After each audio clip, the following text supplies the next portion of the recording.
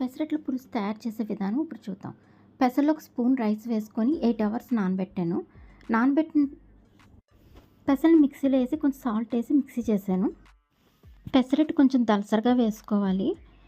ఈ ఏగిన పెసరట్టుని ఒక ప్లేట్లోకి తీసుకొని ముక్కల కింద కట్ చేసుకొని పక్కన పెట్టుకోవాలి.